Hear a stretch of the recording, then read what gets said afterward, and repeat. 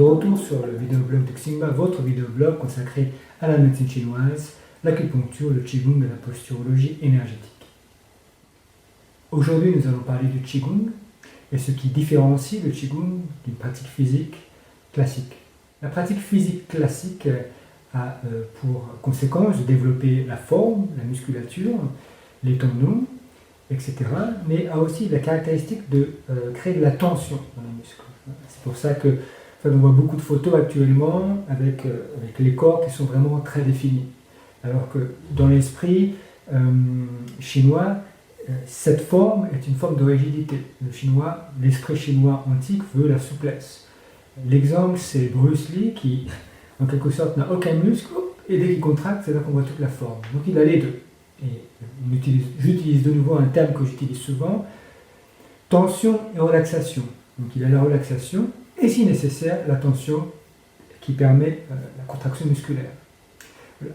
Donc il a tout le panel, tout le spectrum de la manifestation physique, de la décontraction la plus extrême à la tension extrême, à calibrer selon le moment et la situation. Une autre façon de parler de la pratique du qigong, c'est d'imaginer son corps comme un instrument. Et un instrument à cordes, par exemple, dans lequel on va essayer de faire résonner une corde, d'apporter une certaine fréquence à la corde. Et cette fréquence, en fait, va se distribuer à travers toutes les structures. Et ce son émis par la corde, c'est en fait notre énergie interne. Donc, avec la manière dont on va faire le mouvement, on essaie d'avoir ce strike, ce toucher qui va créer cette résonance, et notre énergie interne va se propager.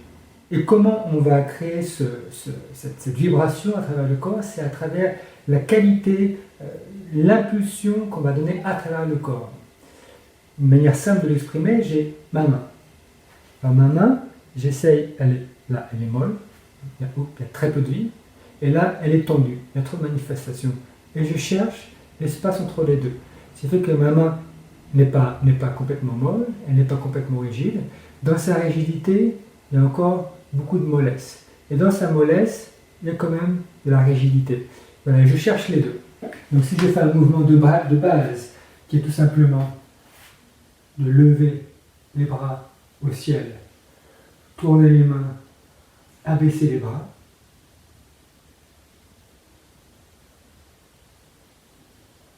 j'ai dans ce mouvement, on continue cet appel de mon énergie interne jusqu'à la pointe des doigts. Donc je ne suis pas rigide, j'appelle l'énergie. Et je fais le mouvement avec cet appel d'énergie. Cet appel d'énergie fait que mon intention, donc mon énergie, s'étend jusqu'à la pointe des doigts. Elle continue à s'étendre lorsque les bras descendent. Donc c'est toujours présent. En comparaison, un mouvement sans cet appel de l'énergie interne. Vous sentez tout de suite qu'il y a une différence dans la fréquence du mouvement. Il n'est pas aussi harmonieux, il n'est pas aussi doux, il n'est pas aussi lent. Donc je peux le faire lentement.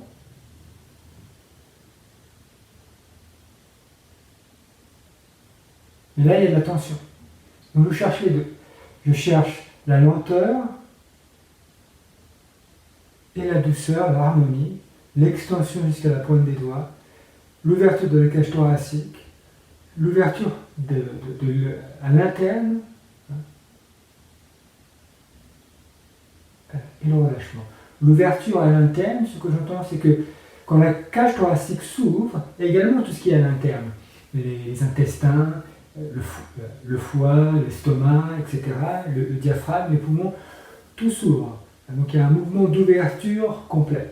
Et c'est ce mouvement d'ouverture, puis de retour au centre, d'ouverture, puis de retour au centre, d'ouverture, puis de retour au centre, qui fait qu'à l'intérieur, notre énergie interne se répand, retour au centre, se répand, retour au centre, se répand, retour au centre. Ça, c'est le mouvement et la circulation de l'énergie interne. J'espère que ces brefs mots vont vous inspirer à pratiquer le qigong, la pratique de l'énergie interne.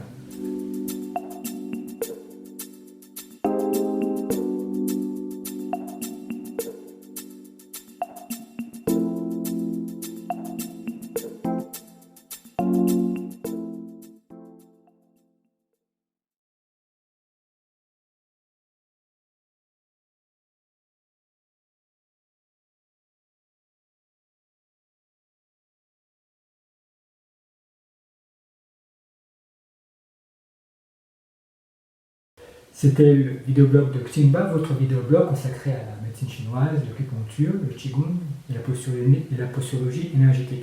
Comme toujours, si vous avez des questions, n'hésitez pas à me les poser. Laissez vos commentaires, vous pouvez cliquer le like button si vous le souhaitez également. Ça me fait toujours plaisir. À très bientôt.